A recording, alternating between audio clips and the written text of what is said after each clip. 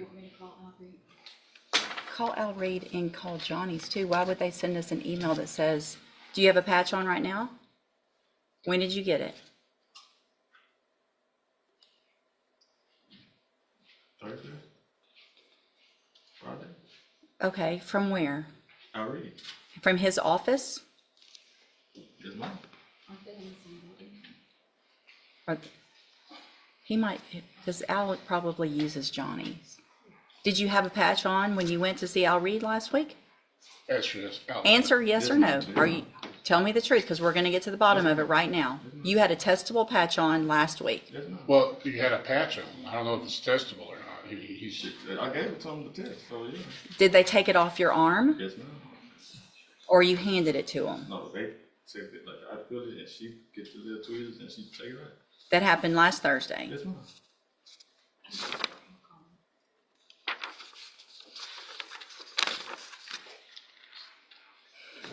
I owe Johnny some money from my previous batch. What? I owe Johnny some money. Okay, but that's not what they're saying. So I need to find out why they're saying specifically with regard to you that you went in without a patch on.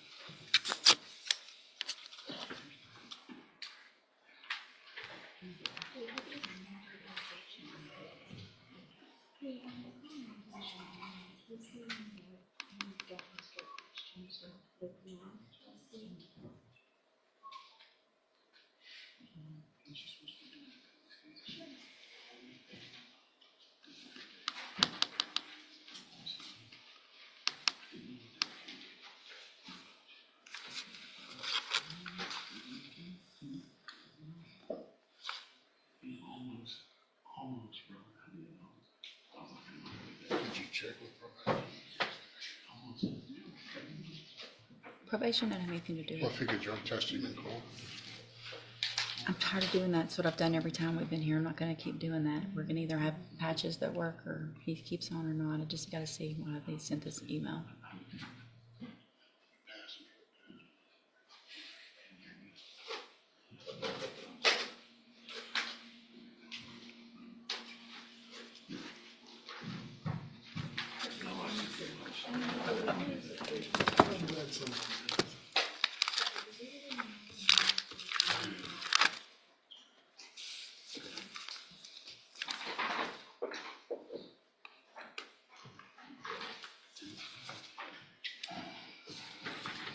All right, we got to get our jury seated. So here's what I'm going to do. I'm going to let Anna work on figuring this out with talking to Johnny's and Al Reed. I'm going to have you guys back here. Plan on being back this coming Monday. I'm going to reset it to Monday. If it gets worked out and I don't need y'all here, we'll send you a new reset for a different day. But plan on being back in 1 week, and that way, if something happens, we'll figure it out. But we're going to talk to Johnny's. We're going to talk to Al Reed. I could just wait. I mean, wait. I got to get a jury seated. We're already at 2 o'clock, and I've had a jury waiting for an hour. So, what'd you? Johnny's, the bondsman said they've been putting it on him since August 25th. I have Okay. talked to Johnny. Call Johnny's. Date on that. That's all right. All right, y'all can go. We'll send you a reset. It was last week. I said 9:20. Good morning. You're Bonita Graham? Yes, ma'am. And Miss Graham, did you get a lawyer hired? No, ma'am.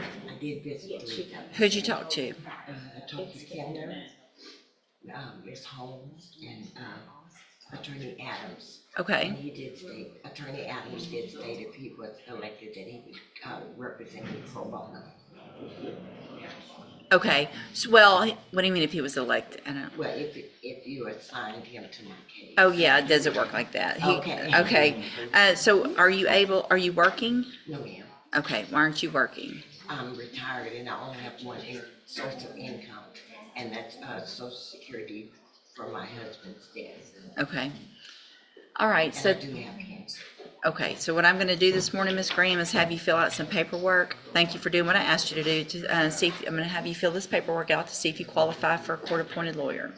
You need to fill it out accurately and completely, don't leave it all blank or put zeros, and then I'll take a look at it when you're finished. If you'll step over in front of the clerk, she'll give you that information. Yeah, actually, about the monitoring situation, if I can be relieved from that. Let's take care of this first, Yes, okay? ma'am. Did you need the Good morning, Anna. Okay.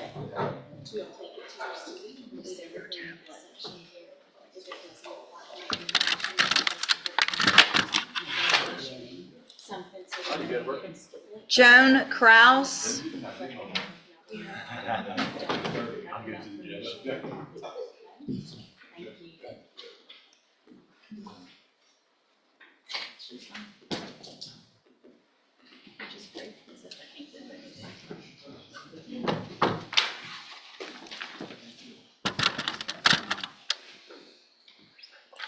Good morning, are you Joan Krauss? Yes, ma'am.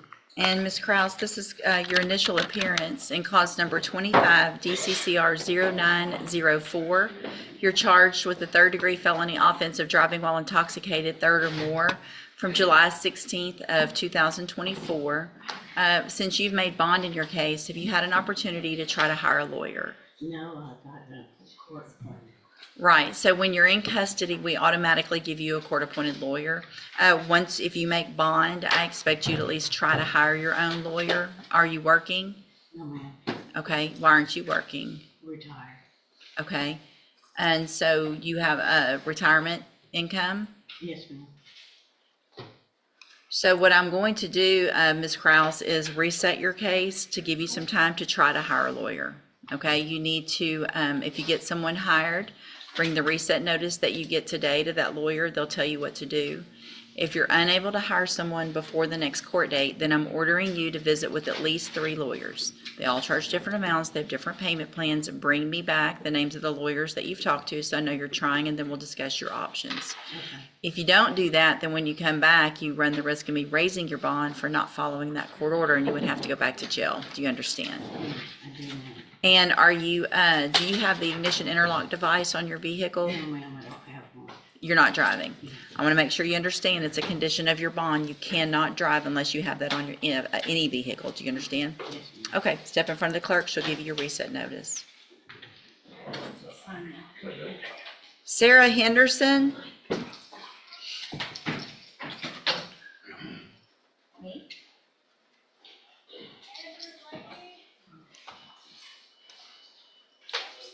Good morning. You're Sarah Henderson? Good morning, yes, ma'am. And Ms. Henderson, did you get someone hired? No, ma'am. I got 3 people, but my income might have changed. So I'm trying to see if I can maybe qualify to. Who'd you talk to? I talked to Langston, Scott Adams, C.L. Swisher, and Keith French. Mm-hmm. Okay. And what do you mean, your income has changed? Well, I switched jobs and I'm making a little less. You know, but at first I was making too much to get one the last time I was here. Mm-hmm. But I'm trying to see if maybe I qualify to get a court-appointed lawyer now. Why did you switch jobs to make less money? Well, I didn't really have a choice, you know, so Okay. I didn't want to switch. Where are you working? The city of Bonita, Okay. streets and drainage. Okay. So I'll let you go ahead and fill out that paperwork again. Make sure you fill it out accurately and completely, just like you did last time, and then I'll take a look at it. Okay? Step in front of the clerk.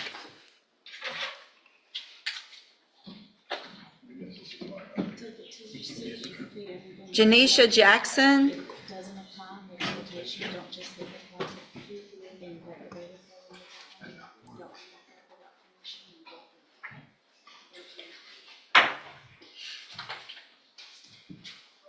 Good morning. Are you Janicia Jackson? Janicia Jackson. Janicia, and Ms. Jackson, this is your initial appearance in cause number 25, DCCR 0903. You're charged with a second-degree felony offense of abandoning or endangering a child, and that's from May 26th of 2025. Since you've made bond in your case, have you had an opportunity to try to hire a lawyer? No, ma'am, not yet. Okay, so what I'm going to do, since you've made bond, is I'm gonna give you about a 30-day reset to give you some time to try to hire a lawyer.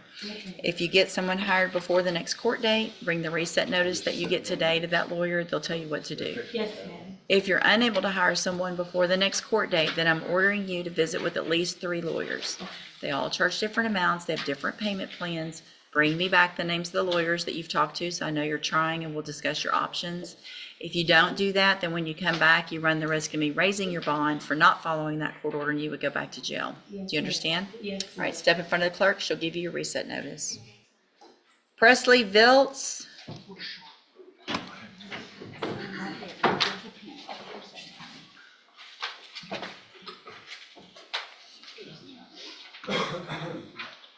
Good morning, you're Presley Viltz. And Mr. Viltz, did you get someone hired? Who'd you talk to? Scott, King, Speak up, please. Scott, and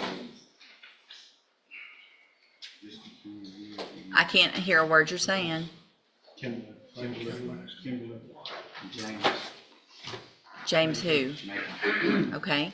So where are you on being able to get one of them hired? I just started picking back up in work. Okay, where do you work? Say? Court. Okay, so what I'm gonna do, thank you for visiting with those attorneys. I'm gonna give you one more reset, see if you can get some funds together to hire one of them or anyone else. If you get them hired, bring that reset notice. If it's not gonna work out with one of them, talk to 3 others, bring me those names, and we'll discuss your options if you're still unable to hire someone, okay? So make sure you talk to 3 others if you don't get somebody hired. All right, step in front of the clerk. Crystal Latulus.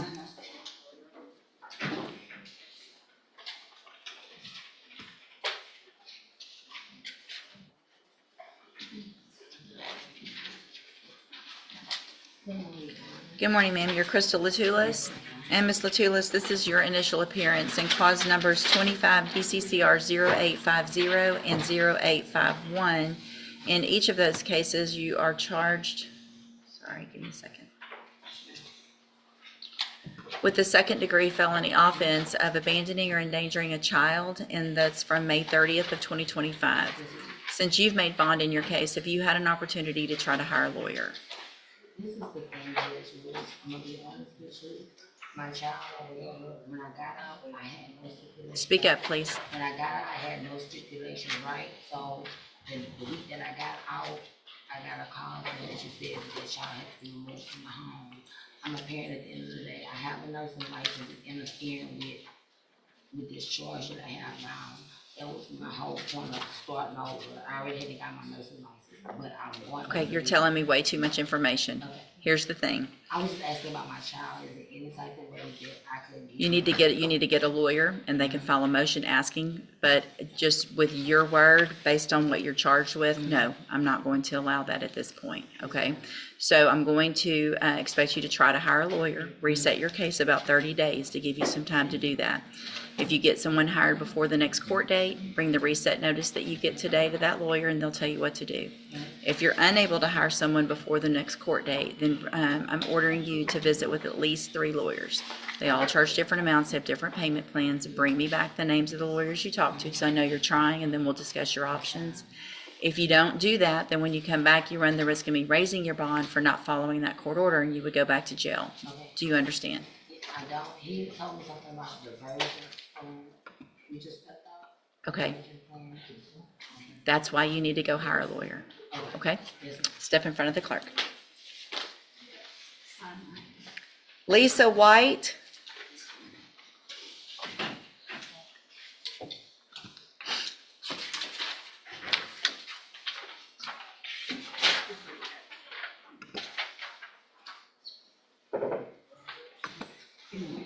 Good morning. Are you Lisa White? And Ms. White, this is your initial appearance in cause number 25 DCCR 0923. You're charged with a second-degree felony offense of aggravated assault with a deadly weapon, and that's from May 24th of 2025. Since you've made bond in your case, have you had an opportunity to try to hire a lawyer? Yes, ma'am. I talked with Mr. Alvin Samuel, Uh-huh. and he suggested price, and that's really important. Okay, perfect. So what I'm gonna do, Ms. White, is reset your case about 30 days to give you some time to try to either get Mr. Samuel hired or anyone else. If you do get him or someone else hired before the next court date, just bring that reset notice to them. They'll tell you what to do. If you're unable to hire someone or if it's not gonna work out with him, then I'm ordering you to visit with at least 3 other attorneys and bring me those names so I know you're trying, okay? All right, step in front of the clerk. She'll give you your reset notice. Yeah.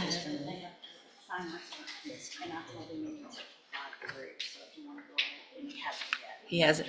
If you'll call the name Christian Ainsworth, please. Christian.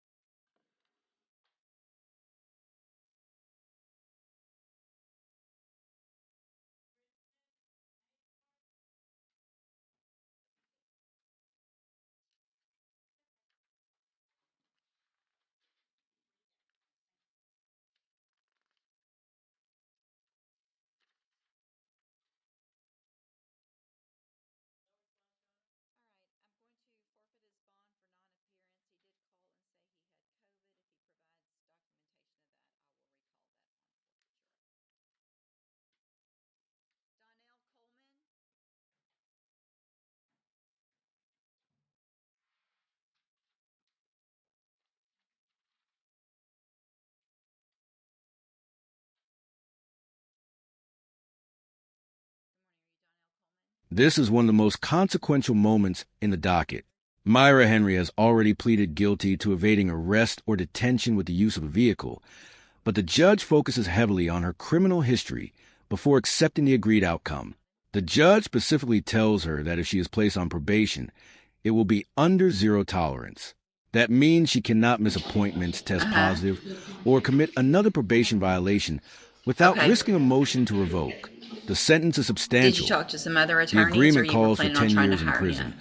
but the judge is going to probate So that what I'm going to sentence do, for Ms. 10 Coleman, years is have you instead. fill out some paperwork So this she is morning being to given see the if you opportunity to qualify for a remain under court-appointed probation lawyer. You need to rather fill than it out immediately serve the accurately prison and term. completely. But the Don't leave it all consequences of blank violating or that write zeros. probation Put all are any income already you have, any established. bills you have, The and then I'll take a emotional look weight at here it. is clear. Step in front of the clerk. The She'll give judge you is that offering an information. opportunity while simultaneously making the stakes unmistakable. Jeremiah Do you think Paya? 0 tolerance probation is fair given the criminal history discussed in court? Now, let's continue with the judge's final instructions. Good morning. How do you say your last name? Paye. I feel like we've done that before. Mr. Paye, sorry. Did you get someone hired? Oh, no, I'm still in contact with Mr. Jeff Casey. Uh-huh. And I still want to get him hired, so I got a second job in order to do that. You asked me to bring a check stub. Okay. And where's he from? I'm not 100% sure, but he's with Jeremy and Jones, that law firm. Okay. This is my check stub from FedEx, and I started my new job this week. Okay. You get paid every week or every 2 weeks? Every week. Okay. But the hours vary from about 20 to 30. And where's your new job? It's in the mall in Peralta. Okay. Pivot. Okay. So I'll give you a little more time. I mean, you're trying and that's great, or I can have you fill out some paperwork to see if you qualify. You want to try that today? Okay. Step in front of the clerk and she'll give you that paperwork. Make sure you fill it out accurately and completely, okay?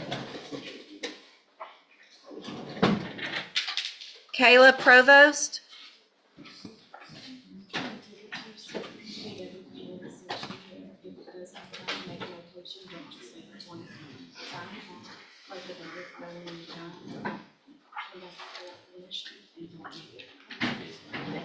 Good morning. Are you Kayla Provost? Yes. And Ms. Provost, this is your initial appearance in cause number 25 DCCR 0972. You're charged with the 3rd-degree felony offense of evading arrest or detention with the use of a vehicle from June 20th of 2025. And since you've made bond in your case, have you had an opportunity to try to hire a lawyer? Okay, so what I'm going to do, Ms. Provost, is reset your case about 30 days to give you some time to try to hire someone. If you get someone hired before that next court date, just bring the reset notice that you get today to that lawyer and they'll tell you what to do. If you're unable to hire someone before the next court date, I'm ordering you to visit with at least 3 lawyers. They all charge different amounts, have different payment plans. Bring me the names of the people that you've talked to so I know you're trying, and then we'll discuss your options. If you don't do that, then when you come back, you run the risk of me raising your bond for not following that court order, and you would have to go back to jail. Do you understand? Yes. All right, step in front of the clerk right here, and she'll give you your reset notice. Sign right here. Patricia Benton.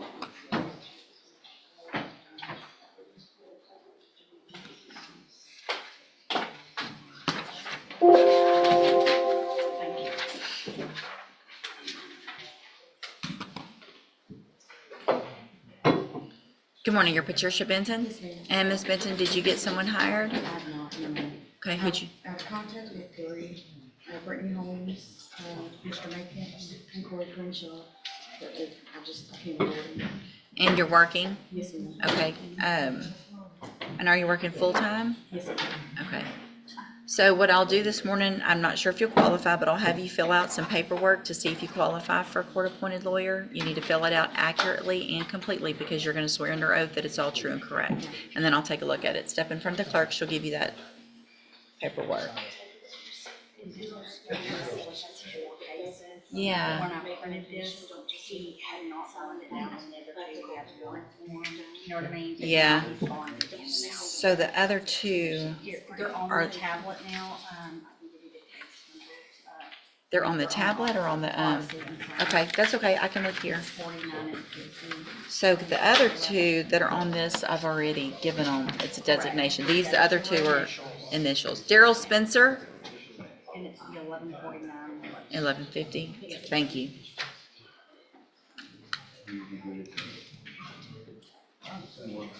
Good morning, you're Daryl Spencer. And so, Mr. Spencer, you've been here previously and cause numbers 24 DCCR 1863 and 24 DCCR 0841. And then it looks like there were two new indictments that have come down, and so you now have an initial appearance in those cases. One of them is 25 DCCR 1149, and in that case, you're charged with the third-degree felony offense of evading arrest or detention with the use of a vehicle from June 14th of 2025. And then the next one is cause number 25 DCCR 1150. Hold on a second.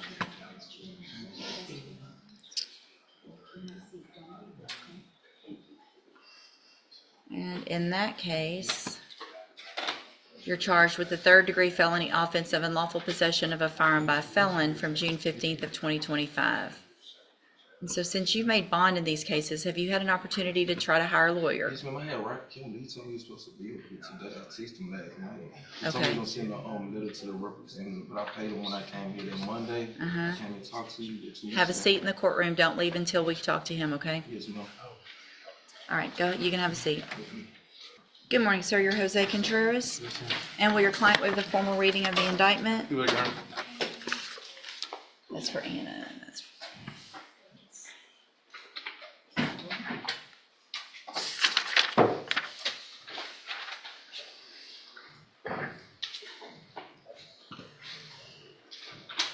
Mr. Contreras, in cause number 25 DCCR 0006, you're charged with the state jail felony offense of failure to comply with sex offender registration requirements, and that's from June 13th of 2024.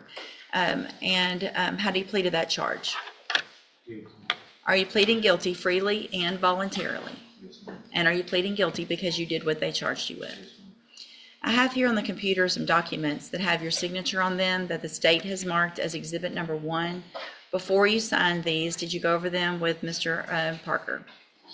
Speak up. Yes, ma'am. And do you fully understand them? And do you understand, if I follow the agreement that you made with the district attorney, that you'll be waiving or giving up any right to appeal?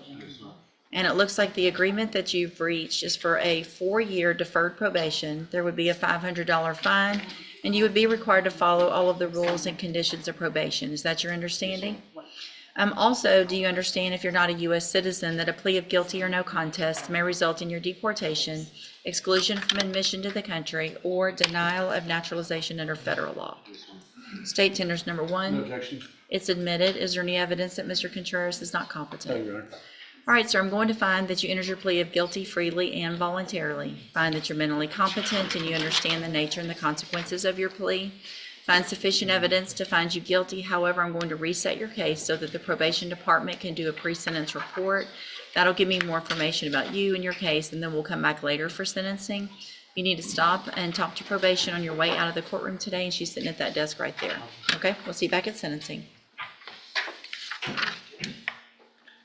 And then, Mr. Parker, you have Jeremiah Davis. Your Honor, Oh, that looks like I'm signing a dismissal right now. Is he here? Jeremiah Davis? I told him to wait outside for me, Judge. Okay, you can let him go. Okay.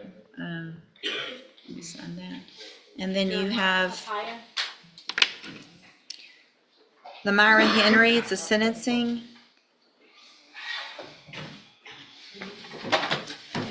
Henry?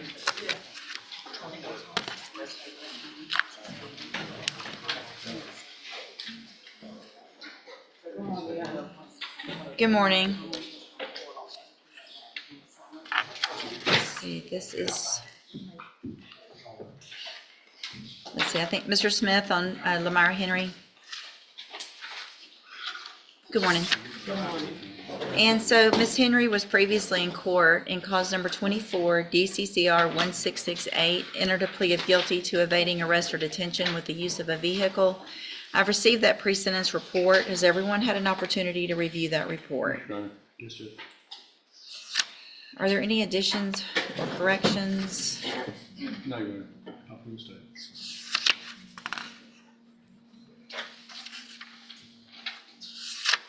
Ms. Henry, I've got some real concerns about your criminal history. You've been very busy in Louisiana, haven't you? Yeah, Yeah, that's my past. that's your past. Well, your past isn't that long ago on some of these. Some of them are old, some of them are not.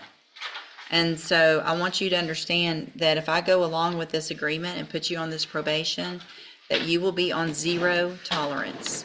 That means you cannot miss an appointment, you cannot test positive, you cannot do anything that's a violation of your probation, or you will be in here on a motion to revoke your probation. Do you understand? Yes, ma'am. All right, okay, then I'm going to find that you entered your plea of guilty previously, freely, and voluntarily. Find sufficient evidence to find you guilty, and at this time, follow the agreement that you made. Find you guilty of evading arrest or detention with the use of a vehicle.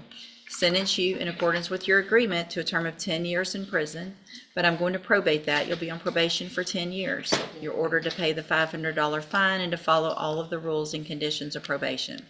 If you do that, then for all practical purposes, your case here in court is over. You'll be able to serve that 10-year sentence while you're on probation. The other side of that, though, is that you've already agreed to a 10-year sentence. So any violation of your probation could end up with that 10-year sentence that you've agreed to. Do you understand? Yes, ma'am. All right, I'm handing you the trial court certification that shows this was an agreement that I followed, and so you've waived your right to appeal. You just need to have a seat here in the courtroom. Oh, wait, I have to hand you one more thing. Also, I'm handing you a written admonishment regarding your ineligibility to possess a firearm or ammunition. Because of the judgment entered against you, you're ineligible under Texas law to possess a firearm or ammunition. Possession of a firearm or ammunition could lead to charges against you. Firearm is a legal term. Read that written admonishment I provide you to see what devices qualify as a firearm. If you have questions about the laws that make you ineligible to possess a firearm or how long that lasts, you can talk with Mr. Parker. Okay, Okay? So have a seat here in the courtroom, and probation's going to call you up when she's ready to go over your paperwork. thank you. Good luck to you, ma'am. David Jones. Your Honor, he's here. We're asking for a reset. Mr. Hofftower's case, there's some discovery issues that I still need to get, and I need to get my client in and talk to him some more about. I haven't got Okay. an offer yet either. David Jones. All right, Mr. Jones, I'm going to reset your case, a normal reset. If you'll make a note for Mr. Hoffbauer to make sure and get an offer and everything he needs to Mr. Parker. Mr. Jones, make sure you He call. has, Your Honor. Okay. I haven't. It's from. Mr. Jones, make sure you get with, thank you, Mr. Nicholas. Make sure you call, make an appointment to go see Mr. Parker so that y'all can go over everything so we can get an announcement at the next court date. Okay, you're free to go. And then you've got Steven Wilburn, Mr. Parker. Steven Wilburn, you can come up, sir.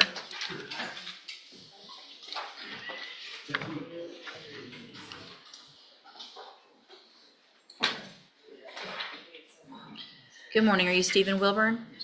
And Mr. Parker, will your client waive the formal reading of the indictment? Yes, Your Honor.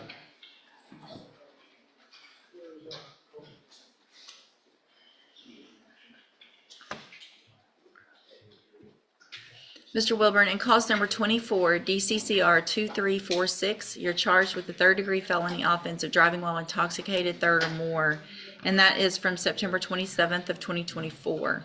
The indictment alleges you were previously convicted of driving while intoxicated November 24th of 1998, June 29th of 1999, and then again April 26th of 2000. And how do you plead to that charge? Guilty.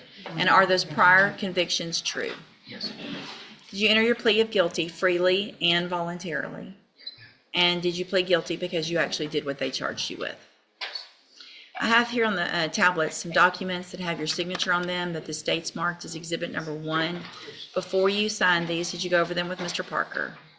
And do you fully understand them? And do you understand, if I follow the agreement that you've made with the district attorney, that you'll be waiving or giving up any right to appeal? Yes. And it looks like the agreement that you've reached is for a 10-year term in prison that would be probated for 6 years. You would have a $1,000 fine and be required to follow all of the rules and conditions of probation. Is that your understanding? Yes, ma'am. Also, do you understand if you're not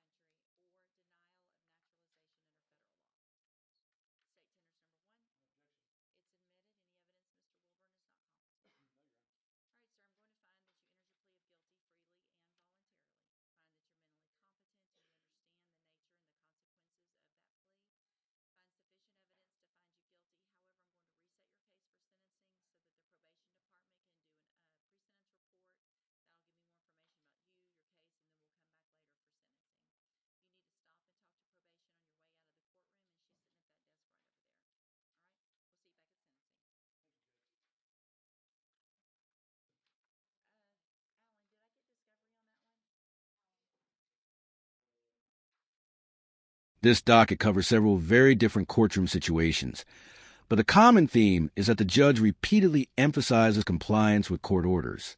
Mr. Mack's drug patch issue is reset, so the court can verify conflicting information with the testing providers.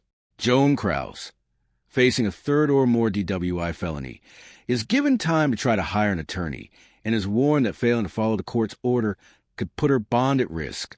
The docket also includes Alexandria Bledsoe, charged with abandoning or endangering a child with intent to return, and Lisa White, charged with aggravated assault with a deadly weapon. Myra Henry ultimately receives 10 years of probation on her evading arrest case, with the agreed 10-year prison sentence hanging over her as she violates probation. Finally, Steven Wilburn pleads guilty to DWI, third or more, with an agreement for a 10-year prison term probated for 6 years and a $1,000 fine, with sentencing reset for a pre-sentence report.